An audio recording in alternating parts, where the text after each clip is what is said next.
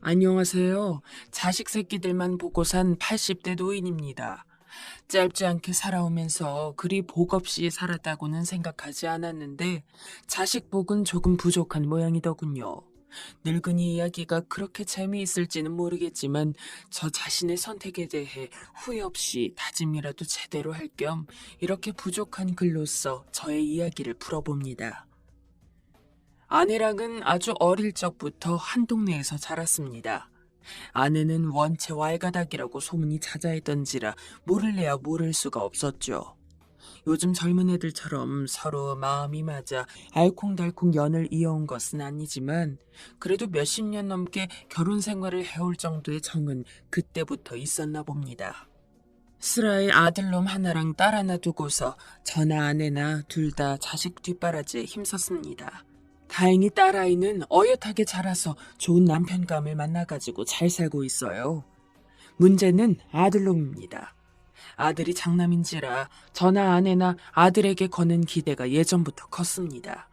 요즘은 아니라고 하지만 우리 때는 솔직히 딸보다는 아들을 귀하게 쳐주는 시대였고 딸아이를 차별하지는 않았지만 저희도 챙길 게 있으면 딸보다는 아들을 더 챙기고는 했죠.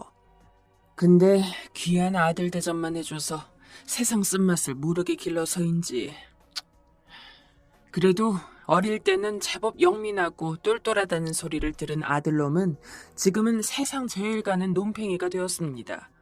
논팽이라는 표현이 심하다고 생각할 수도 있으나 사실 제 입장에서는 논팽이라는 말도 아주 순화를 해서 표현한 것입니다.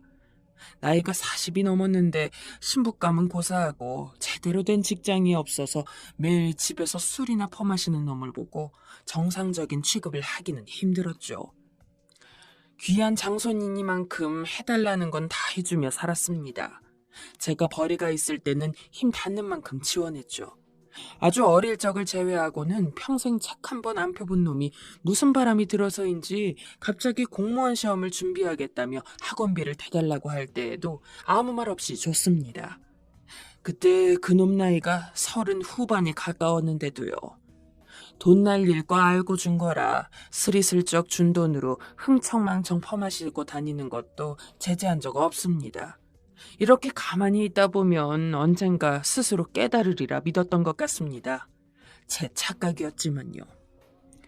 그렇게 나이답지 않게 크고 작은 사고를 치고 다니던 녀석이 어느 날 갑자기 저와 아내를 부르더니 대뜸 결혼을 하겠다고 했습니다. 솔직한 말로 아무것도 가진 것 없는 자식놈이랑 연애하는 것도 모자라서 결혼까지 한다고 하니 만나본 적도 없는 예비 며느리가 너무 의심이 되더군요. 일단 결혼 이야기가 나왔으니 날 잡아서 꼭 데려오라고 했습니다. 그랬더니 지금도 바로 올 수 있다고 하면서 어디로 전화를 걸더군요.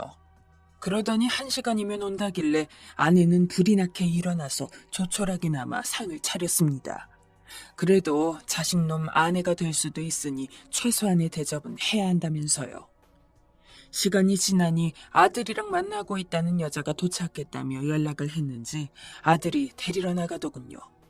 그리고 조금 뒤 아들이 어떤 여자의 손을 잡고 들어왔는데 이런 말 하기는 좀 그렇지만 어른들한테 그것도 결혼을 전제로 인사를 오는 자리인데 옷차림이 아주 요상하더군요. 게다가 행실도 불량해 보이는 것이 딱 봐도 올곧거나 바르다는 느낌과는 거리가 멀었습니다. 그냥 단순히 조금 능력이 없어 보이는 정도가 아니라 그리 제대로 된 성품을 가지고 있지는 않을 것 같다는 생각이 들었죠. 그래서 저는 아들놈 면전에다 대고 나는 이 결혼 허락 못해 하며 으름장을 놓았습니다. 여보, 그래도 말은 좀 들어봐요 하며 아내가 저를 말리려 들었지만 제 생각은 변함이 없었습니다. 80 가까이 살아오면서 세월이 주는 풍파로 자연이 갈고 닦아진 육감이 이야기하고 있었죠. 아들놈이 데리고 온 저 여자는 어쩌면 아들놈보다 더 변변찮을 거라고요. 그러나 아들은 그 여자가 아니면 결혼하지 않겠다며 간경하게 나오더군요. 그 문제로 한동안 아들놈이랑 이야기도 안 했던 것 같습니다. 하지만 그래도 이렇게까지 하는 거 보면 정말 결혼하고 싶을 만큼 좋아하는 것 같은데 우리가 막을 필요는 없지 않을까요, 영감? 결혼하게 되면 지금이랑은 다르게 살 것 같기도 하니 한 번 더 믿어줘 봐요. 라며 저를 설득하려는 아내 말에 내키지는 않았지만 결국 결혼을 허락해 주었습니다. 그리고 이제 결혼을 해서 한 집안의 가장이 되는 만큼 저나 아내가 더 지원을 해줄 일은 없을 것이라고 생각하고 마지막으로 집 한 채에 식당까지 차려서 챙겨주었죠. 내심 씁쓸했습니다. 딸은 변변찮게 챙겨준 것도 없거늘 혼자서 잘 커서 번듯하게 살고 있는데 어릴 때부터 애지중지해온 장소는 이 나이를 먹고도 아직까지 부모 노릇을 해줘야 한다는 게 말이죠. 그래도 정말 마지막으로 믿어보자는 마음은 있었습니다. 하지만 믿음은 오래가지 않았죠. 아들이 결혼을 한 지 3년쯤 지났을까요? 평소 연락도 안 하고 명절에나 간신히 전화 한두 통 할까 말까 하던 놈이 어느 날 갑자기 전화를 걸더군요. 당시 저는 참으로 바보 같게도 핸드폰에 뜬 아들 이름을 보면서 좋은 소식을 생각했습니다. 예를 들면 손주라던가 말이죠. 아들이랑 며느리는 자녀 계획이 따로 없다고 했기 때문에 사실 손주는 포기하고 있었지만 그래도 혹시 모르는 거지 않습니까? 아무튼 그런 기대감을 품고서 전화를 받았는데 들려온 소식은 청천벽력과 같은 이야기였습니다. 바로 며느리가 도망을 갔다는 거였죠. 무슨 정신으로 아들놈이 살던 곳에 찾아갔는지 모르겠습니다. 아들 집에 들어가니 아들은 망연자실한 얼굴로 벽 한쪽에 기대어 앉아있더군요. 온 집안에 담배 찌든내며 술 냄새가 진동하는 것이 가관이었습니다. 까끌까끌 자란 수염은 깎지도 않고 씻지도 않았는지 행색이 남루하기 그지없었습니다. 저를 따라온 아내는 아이고, 이게 무슨 일이야? 하며 아들에게 자초지종을 물었고 아들이 해주는 이야기는 충격적이었습니다. 며느리였던 여자가 집이며 식당이며 다 팔아먹었다더군요. 그리고는 그 돈을 가지고 도망간 것이었습니다. 분명 명의는 아들 것으로 해줬는데 어찌 된 거냐 물어보니 여자가 사탕 발린 말을 하면서 명의를 자기 것으로 돌려달라고 한 모양이고 아들놈은 멍청하게도 그 말을 고지고대로 따랐나 봅니다. 그리고 얼마 안 돼서 이사단이 난 것이죠. 게다가 더 큰 문제가 있었습니다. 여자가 아들 명의로 대출까지 잔뜩 받아놨는데 그것조차 갚지 않은 상황이라 아들은 졸지에 자기가 쓰지도 않는 돈으로 빚까지. 그 상태로 저랑 아내한테 말도 못하고 있다가 더 이상 안 될 것 같다는 생각이 들었는지 그제서야 전화를 해서 사실을 알린 거죠. 참 할 말이 없었습니다. 그동안도 아들놈 잘못 키웠다는 생각은 누누이 하고 있었지만 이때는 정말 뼈저리게 후회가 되더군요. 자기 밥그릇은 자기가 챙길 수 있게 키웠어야 했는데 너무 저와 아내라는 울타리 안에서 보호만 받게 해서 키워가지고 사람 구실도 제대로 못하게 자란 것 같아서요. 만약 이놈이 제정신이었다면 설사 순간의 실수로 아내한테 배신당했다고 하더라도 어떻게든 일어나서 자기가 할 수 있는 일을 다 했어야 할 것입니다. 고소를 하든 아니면 막노동이라도 뛰어 빚을 갚기 위해 노력하든 그 무엇이든요. 근데 아무것도 못하고 곧 쫓겨날 집에 틀어박혀서 술이나 퍼마시고 있다가 뭐라도 바라는 느낌으로 저한테 전화를 걸었다는 것부터가 어지간히 못난 놈이라는 것을 드러내는 거나 다름없죠. 솔직한 말로 저는 아무것도 책임져주고 싶지 않았습니다. 애초에 아들놈 결혼한다는 이야기에 집이랑 식당을 해준 것도 그게 정말 마지막이라고 생각했으니까요. 하지만 아내는 달랐습니다. 그래도 우리 아들이고 아직 자신과 내가 여력이 있는 만큼 도와줄 수 있다고 하더군요. 그리고 결정적으로 아들놈은 늙은 애미에게 먼저 세상을 뜰 거라고 겁을 주는 통에 마음 약한 아내는 어쩔 수 없이 저에게 눈물로 호소하더군요. 이러다가 정말 사람 하나 잡을 것 같다는 생각이 들어 마지못해 아들놈의 빚을 다 갚아주었습니다. 하지만 그 과정에서 아내는 스트레스를 너무 많이 받았는지 안 그래도 약한 몸에 무리가 와서 쓰러졌습니다. 아들한테 전화하여 우리 집에서 네 엄마 좀 돌봐라 하고 이야기했지만 아들은 자기도 이제 새로운 인생을 살아야 한다면서 말 같지도 않은 소리를 하더니 결국 오지도 않더군요. 저도 나이가 지긋한지라 아내를 자력으로 돌보기는 힘들었고 이미 결혼해서 잘 사는 딸아이에게 짐을 지어주기는 싫어서 하는 수 없이 요양원에 아내를 맡겼습니다. 그리고 종종 아내를 보러 요양원에 찾아갔죠. 지엄마가 요양원에 있는데도 아들놈은 얼굴 한번 비추지를 않았습니다. 제가 참다 아들놈이 새로이 방을 얻은 곳에 가서 무슨 꼬라지를 하고 살고 있나 보니 여전히 무엇도 안 하고 술이나 흥청망청 마시고 있더군요. 그 꼴을 보고 연락을 끊었습니다. 그렇게 한 4년쯤 지났을 무렵 초인종이 울리길래 누군가 하고 나가봤더니 몇 년 동안 연락도 안 하던 아들놈이었습니다. 근데 옆에는 웬 이국적인 얼굴의 여자가 있더군요. 동남아 사람의 느낌이 물씬 나는 여자는 어설픈 한국말로 저에게 인사를 했습니다. 무슨 일이냐고 물으니 아들은 대뜸 "저 이 여자랑 결혼하려고요" 라고 하더군요. 저는 뒷목을 잡고 쓰러지는 줄 알았습니다. 차라리 정말 마음이 통해서 그런 생각이 들었다고 하면 이해했을 수도 있겠죠. 하지만 들어보니 베트남 여자를 주선해주는 업체에 돈을 주었더라고요. 매매혼이었죠. 아들놈은 40을 훌쩍 넘었는데 그 베트남 여자는 아직 20살을 갓 넘긴 어린아이였습니다. 아들놈이 일찍 결혼했다면 딸뻘이었을 어린애를 데리고 와서 결혼을 한다고 난리를 치니 정말 눈앞이 새하얘지더군요. 오래전 처음 며느리랍시고 데려왔던 여자도 감이 안 좋아서 반대했다가 이사단이 나기도 했기 때문에 저는 이번에야말로 더욱 강경하게 반대를 해야 한다고 생각했습니다. 근데 아들놈은 막무가내로 밀어붙이더군요. 심지어 거기에 덧붙여서 "어차피 아버지 혼자 사니까 저랑 얘랑 같이 여기서 살게요. 그래도 되죠?" 라며 이미 짐도 싸왔다고 했습니다. 그렇게까지 될 대로 되라는 식으로 나오니 저는 어떻게 할 수가 없었습니다. 그래도 피가 이어져 있어 그런지 더 강하게 나가기는 힘들더라고요. 아마 아들놈이 그렇게 새 며느리랑 같이 사는 것까지만 원한다는 식으로 나왔다면 저도 어느 정도는 모르는 척 조용히 편의를 봐줬을 겁니다. 그래도 자식 새끼니까요. 하지만 그렇게 계속해서 반대를 하다가도 결국은 원하는 걸 들어줘서인지 아들은 뻔뻔하게도 자기가 새로 장사를 하고 싶으니 돈을 달라고 하더군요. 돈은 있었습니다. 제가 은퇴 전까지 하던 일로 돈을 꽤 벌었고 그거로 부족함 없이 살아온지라 지금까지 아들이 해달라는 걸 다 해줄 수 있었으니까요. 그러나 이쯤 되니 돈이 문제가 아니더군요. 이렇게 계속 저한테 의지를 하다가 아들은 절대 혼자서 살아가지 못한다는 결론이 나왔습니다. 그래서 처음 결혼했을 때 집이며 식당 해준 거 다 말아먹고 빚까지 져온 거 다 해결해줬는데 어디까지 나한테 바랄 셈이냐? 돈? 먹고 죽을 애도 없다. 라며 딱 잘라 거절했습니다.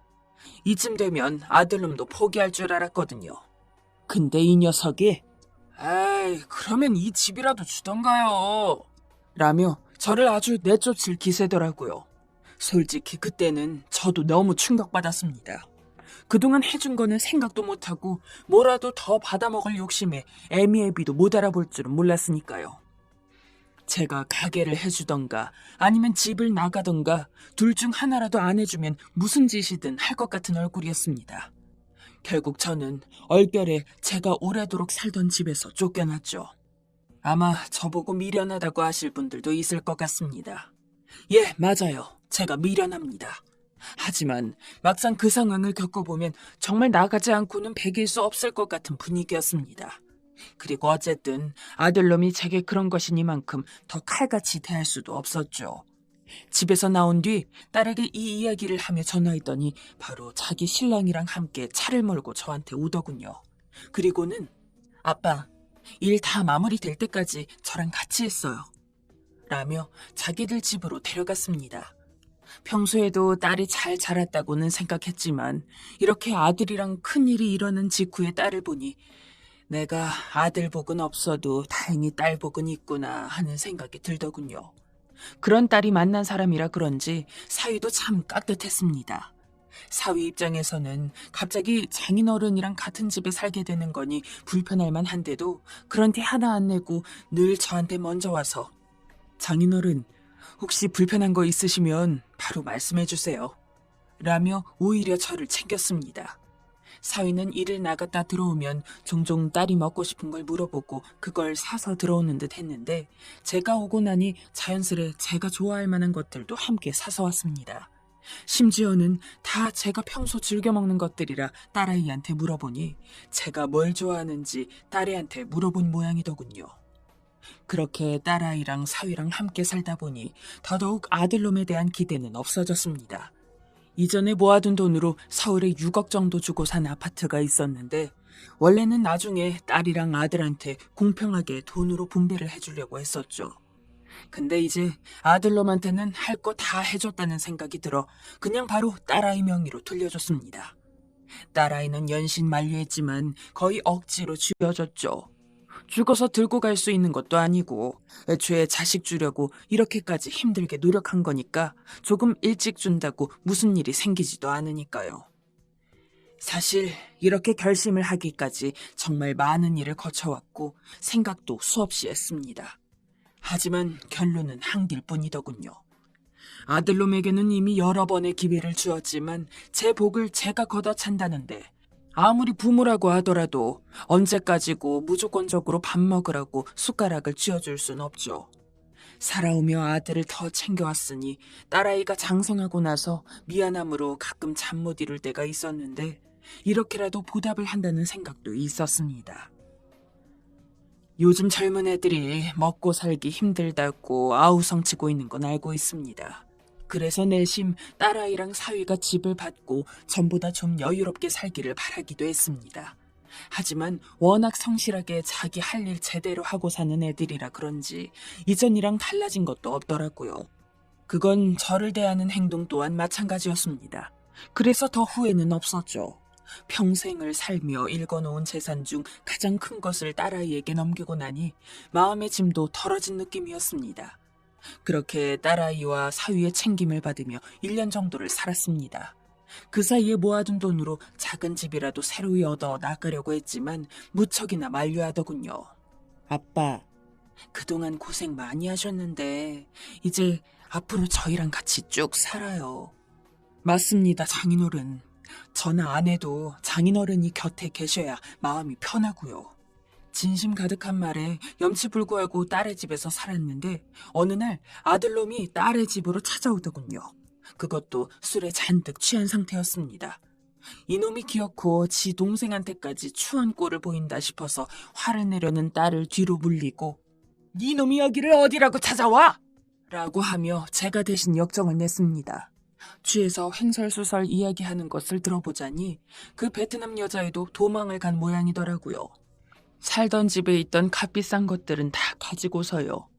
그 와중에도 다행히 첫 며느리처럼 집을 팔아 훔쳐가지는 않아서 다행이라는 생각을 했습니다. 오래도록 아내와 함께 살아왔던 곳이기에 잠깐 사는 곳을 내줄 수는 있을지언정 다른 사람한테 팔고 싶지는 않았으니까요. 아들놈은 도망간 며느리를 잡아야 하는데 아무래도 베트남으로 도망간 것 같다면서 당장 베트남 가는 비행기를 끊어야 한다며 돈을 요구했습니다. 집이며 식당 해준 값에 비해서 베트남 비행기는 몇 푼 되지도 않는 돈이었죠. 하지만 저는 그걸 해줄 생각이 없었습니다.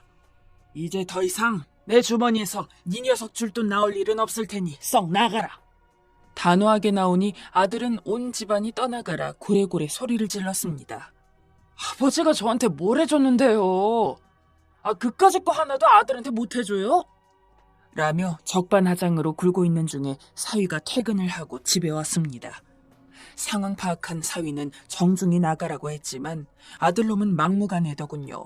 이러다가는 딸아이랑 사위한테도 민폐를 끼치게 되는 일이니만큼 저는 조용히 안방으로 들어가 서류 한 장을 꺼내왔습니다. 딸아이 이름으로 된 건물 문서였죠.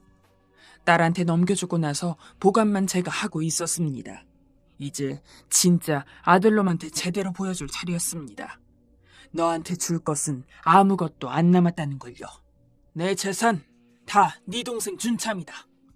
가지고 있는 돈이고 뭐고 전부 네 동생한테 줬으니까 너도 이제 네 살 길 살아라. 이제 너 아들이라고 생각 안 할 거다. 지금까지는 아들이기 때문에 모르게 넘어갔습니다. 화를 내고 혼을 내면서도 결국에는 아들놈 부탁에 못 이겨서 해달라는 걸 다 해줬죠. 근데 이제 정말 가혹할 정도로 깨달았습니다. 이렇게 계속 품 안에서 업어 키운다면 나중에 나나 아내나 죽고 혼자 남았을 때 아들놈은 절대 혼자서 살아갈 수 없다는 것을요. 이미 많이 늦은 것 같지만 지금이라도 제가 정신을 차릴 때였습니다. 그리고 아내가 요양원에 있는 지금이 적기였죠. 아내는 저보다 더 마음이 무르기 때문에 아들놈이 계속 매달리고 부탁한다면 결국 어떤 방식으로든 그걸 들어줬을 테니까요. 아들놈은 제가 내민 서류를 보고 더 길길이 날뛰었습니다. 그의 딸아이가 나서서 계속 이러면 오빠라고 해도 상관없이 그냥 경찰에 신고할 거야. 다시는 우리 집에 오지 마. 하며 아들놈을 쫓아냈고 사위 역시 거들었습니다. 한동안 아들놈은 매일같이 딸의 집에 와서 행패를 부렸습니다. 야, 네가 아버지 꼬드겼지? 네가 뭔데 아버지 재산을 탐내? 내가 장남이라고 내가! 그리고 박서방, 자네가 순진한 동생하고 아버지 꼬셨지? 너 이리 와봐. 내가 가만히 안 둬, 어? 라고 말하는 통에 진짜로 경찰을 부른 적도 있었죠. 하지만 굴하지 않고 올 때마다 온갖 면박을 주면서 쫓아냈으며 혹여나 아들놈이 정신 못 차리고 요양원까지 가 아내에게 행패를 부릴까봐 딸아이와 사위가 직접 요양원까지 가서 몸 아픈 아내를 집으로 데려왔습니다. 아내는 역시나 아들놈을 안쓰러워했지만 적극적으로 말리니 뭐라 나서지는 못하더라고요. 이럴 때 제대로 연을 끊어야 한다는 생각이 들어 아들놈이 포기하지 않고 찾아올수록 더 강경한 수단을 사용했습니다. 지금은 매일같이 찾아오고 있지는 않습니다. 하지만 아직까지도 틈만 나면 집 앞을 찾아오고 가끔은 술을 마신 채로 와서는 고성방가를 일으키고 있습니다. 이웃볼 면목은 없지만 딸아이랑 사위가 이미 이곳에 자리 잡아서 잘 살고 있는 만큼 저희가 이사를 갈 수도 없고 이사를 간다고 하더라도 아들이 어떤 방법으로든 찾아오면 이러한 상황이 계속 반복되는 만큼 조금 부끄럽고 고생스럽겠지만 이 지긋지긋한 싸움을 계속 이어가려고 합니다. 이런 일까지 버려놓고 이런 말을 하면 이해가 안 되실 수도 있지만 아직까지는 희망을 버리지 않고 있습니다. 물론 아들놈이 해달라는 걸 들어줄 생각이 있다는 게 아닙니다. 단지 연을 끊는다고는 했지만 아들이 정말 개과천선을 해서 새 사람이 된다면 그리고 그걸 저와 아내, 딸아이가 보기에도 인정할 수 있을 만큼 변한 모습이 보인다면 그때는 다시 이전처럼 부모-자식 관계로 지낼 수 있다는 이야기입니다. 딸아이만큼은 아니겠지만 조금의 재산을 물려줄 수도 있겠죠. 그래서 하루빨리 아들놈이 정신을 차려서 새 삶을 살았으면 좋겠습니다. 지금의 상황으로 봐서는 무리겠지만요. 아들놈 때문에 콩가루 묻은 집안이 되었지만 그래도 딸아이와 아내가 번듯한 만큼 더 나쁜 일이 일어나진 않을 거라고 믿습니다. 그래도 아들놈이 사람고시를 한다면 더 바랄 것은 없겠죠. 제 이야기가 어떠셨을지 모르겠습니다. 현재도 계속되고 있는 만큼 아직은 마음을 놓을 수 없지만 그래도 언젠가는 이러한 저희 집에도 모두가 행복하고 평화로운 날이 올 것이라고 저는 굳게 믿고 있습니다. 조금 부끄러운 이야기지만 들어주셔서 정말로 감사드립니다.